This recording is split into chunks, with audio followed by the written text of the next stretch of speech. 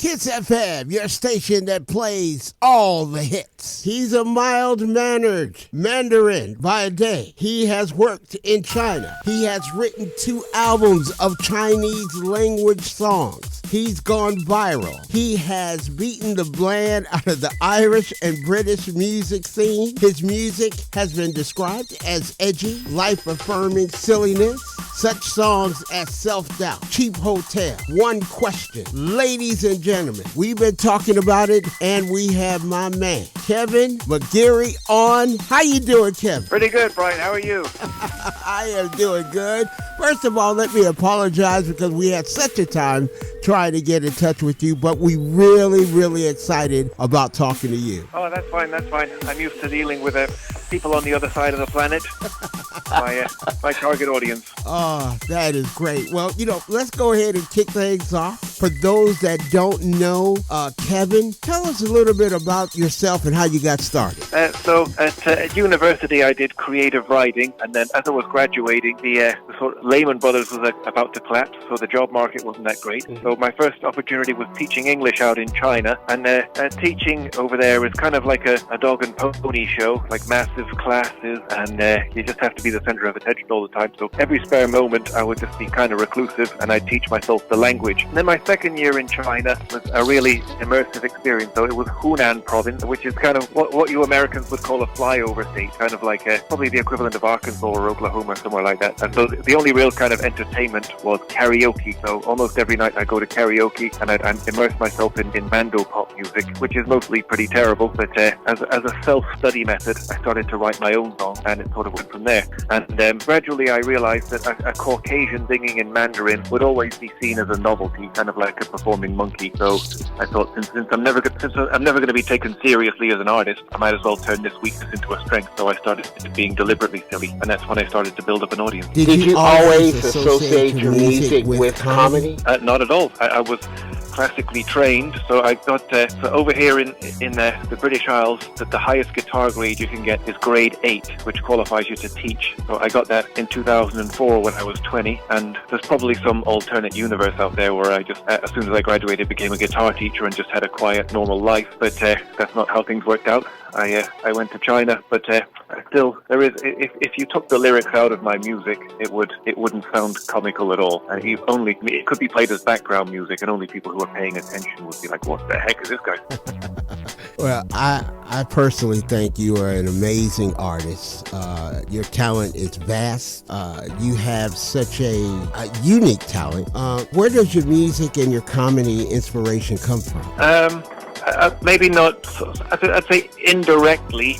Monty Python is a huge influence, but mostly guys who are influenced by Monty Python, because they're sort of like my parents' generation, if they call them the Beatles of comedy. I really like absurdist humor, but also really subtle humor. I think my 2 favorite classic comedy Hollywood movies are from opposite ends of the spectrum. So one of them would be Airplane, where every few seconds you have a gag, and it's just absolutely non-stop laugh out loud gag. But another one of my favorite classic American comedies is The Apartment with Jack Lemmon. You know, the movie where he's climbing up the corporate ladder, so he lets his bosses use his apartment to cheat on their wives. And in that movie, I don't think there's not really any slapstick. There's very few, if any, laugh out loud moments, but it's still a really enjoyable comedy.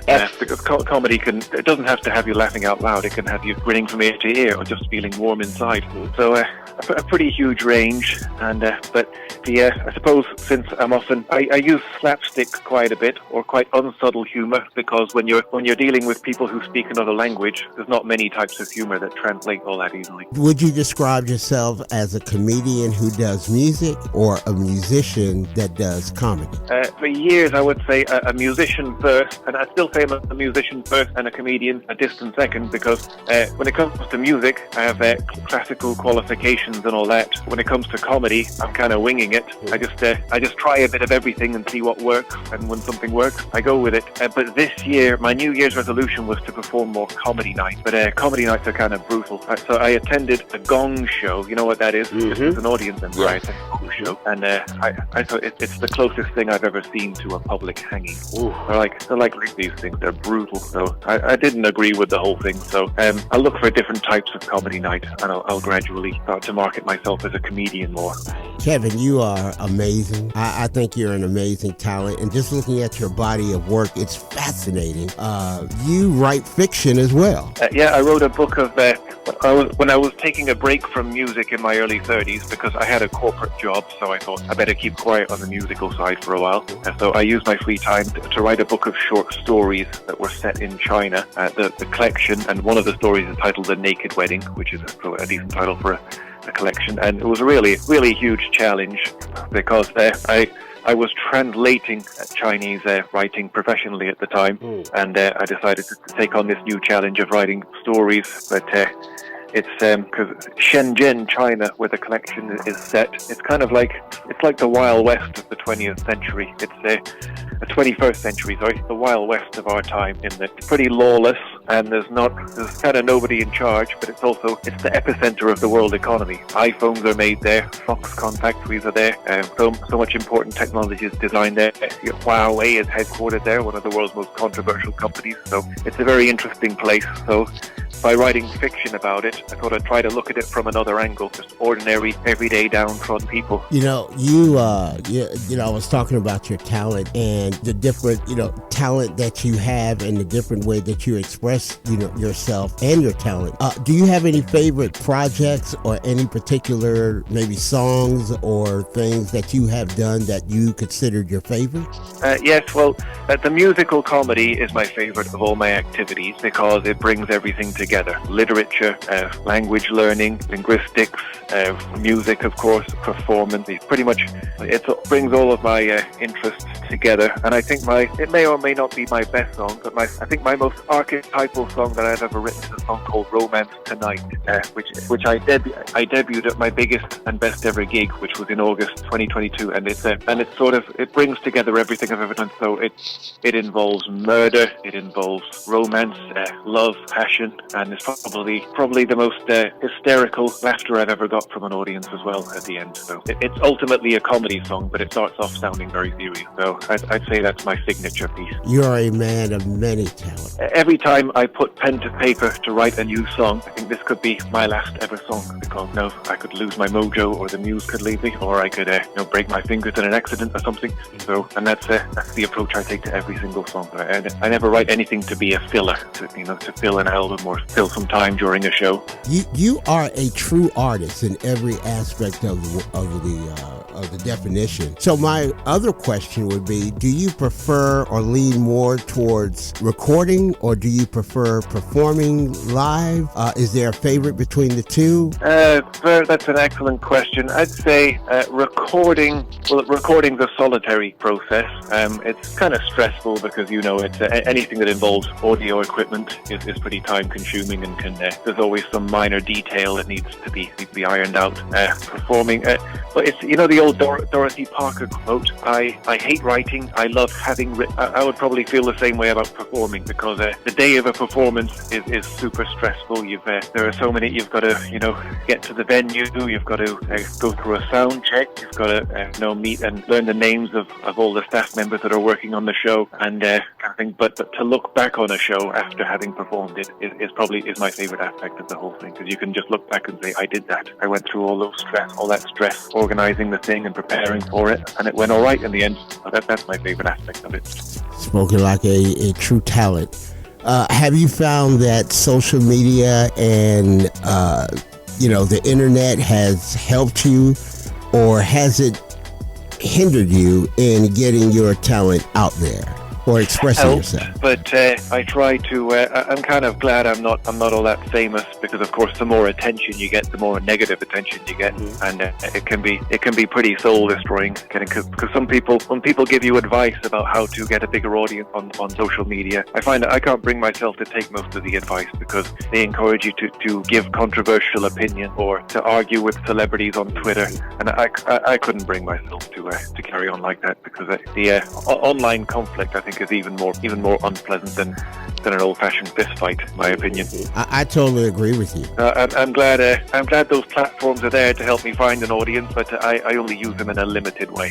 So of course, I wouldn't mind achieving fame and fortune, but I'm acutely aware of some of the downsides of it. Yeah, it's a double-edged sword. On one end, it can further your career, but I wonder now, in the climate that we live in the world view, is it more for clicks and likes as opposed to your talent and getting your message across? I'm just talking about just artists in general. Well, clicks and likes give you that endorphin rush, but they don't really, they don't keep you warm at night, and there's nothing long-lasting about them. So I try not to focus too much on clicks and likes. I'm looking for something that has a bit more long-term value, because it's all well and good going viral on, say, TikTok, but the next day you still have to get out of bed and go to work. So it doesn't really change anything, because this technology is all still relatively new. I don't think anybody really knows yet what to make of it all. Right, I agree with you. What are your current and future projects that you are involved in? Do you have anything in the works, or any, Just more of the same, but even more so, if you know what I mean. So I've been writing comedy skits between songs, and they're going well. I'll make a couple of new ones this year, and I like every spare moment. Every day, if I have a spare couple of hours, I will go to a coffee shop and I'll sit down and I'll jot down ideas, raw ideas, and then gradually things slowly come together, and eventually you have yourself a new song or a new comedy skit or a new stand-up routine. Wow. I said it before early and all during the interview. I think you are what we call a true talent. At the end of the day, what do you want people to take away from your music and your comedy, and for your legacy to be? Well, music is all about evoking emotion from people. Whether, some music is meant to make you cry, some music is meant to make you feel patriotic, and my music is mostly meant to make people laugh. So that would be to make people laugh, but not cheaply, to also be quite thought-provoking at the same time. That's great. Is there anybody that you would like to work with that is of stature, maybe an artist that's out there, if you're given the chance? Who would you like to work with? That's a long list of guys I'd love to work with. I think, I guess my favorite stand-up comedian working today is Bill Burr. So with him, I think I don't have access to his exact writing process, but I think when he's writing a routine, he starts by thinking, what's the most indefensible thing I could say? How do I say it and make people laugh? I think that's probably the approach he takes, and so he thinks of the most controversial thing, and then he works backwards. Thinks, how do I say that? How do I get people on my side while I build up to this? A really interesting process. And the Onion, I use the Onion is an important resource for me, because I don't write about current affairs all that much, but satire, like the Onion, it takes things that everyone's thinking about, everyone's talking about, and it looks at it from a fresh angle. It's not even necessarily about being funny, it's just about having a new take on everything. What is your most successful song that has gotten the most response? Whether the response has been positive or negative, but it's the one that everybody's like, hey, that got my attention. That would be, so at the end of 2020, I wrote a song called Hope It Might Be So, which isn't really a comedy song, but it was still under my The Kev persona, and it was, remember right at the beginning of the pandemic, when all those Hollywood celebrities like Gal Gadot got together, and they recorded a version of Imagine by John Lennon, and I thought that was kind of tactless, because the first line of that song is, Imagine There's No Heaven. Right. And they wrote that at a time when so many people were dying in care homes, so Hope It Might Be So is a kind of riposte to that. And then in 2022, I wrote a Chinese language version of that, and that's, up to this point, it's the only time I've ever written a song that went viral, though it went viral in China. Right. So that would be my success to date. Fascinating. And of course, China's officially an atheist country, but you can still talk about believing in an afterlife. I could talk to you for hours on end. I think you are fascinating. I love what you do. We have a lot of people that are interested, and we have played your song before. Take your time and give everyone your, information where they can purchase your music, or they can check out your YouTube, or they can find out about Kevin. Just take your time and just give them all that information, because I want everybody to know. So I guess my online base camp would be YouTube, and my YouTube handle is thekevmusic84. Thekevmusic84, all one word. On Instagram, I'm thekev84, so Kev, K-E-V, thekev84. And so my name's Kevin McGeary, and my stuff's all just floating around the internet here and there. But the songs themselves, so far 3 English albums and 2 Chinese albums. If you on all the platforms like Spotify and Amazon and Apple Music, The Kev, if you just type that in, and it should all show up. Beautiful. Absolutely. Because it's just a shortened form of my name, Kevin. There's people out there. There's people that listen to you all over the world. There are people that are saying, I like what he's doing. I want to be where he is. I want to do my version of me. And I'm inspired by The Kev. What advice would you give to somebody that wants to, not only do what you're doing, but maybe just even express themselves? Well, I'd say the most important thing about the creative process, I think, is to enjoy it. So it's not about trying to be someone else. It's not trying to be your heroes, because these things kind of just don't work when you're forced them. So I'd say one really good habit to take up is free writing, or similar to keeping a journal. Just when you have a spare hour or two, maybe first thing in the morning, just put pen to paper and write, and just don't even think about what you're writing. And in that time, the things that interest you, the things that you really care about, will appear on the page. And of course, at that stage, it will be unpolished and it will be unschooled, but that's fine. But you have to, whatever it is you're writing about, you have to care deeply about it, and then you will eventually connect with an audience. If you're patient and you're disciplined and you polish your stuff, you will eventually be able to express yourself.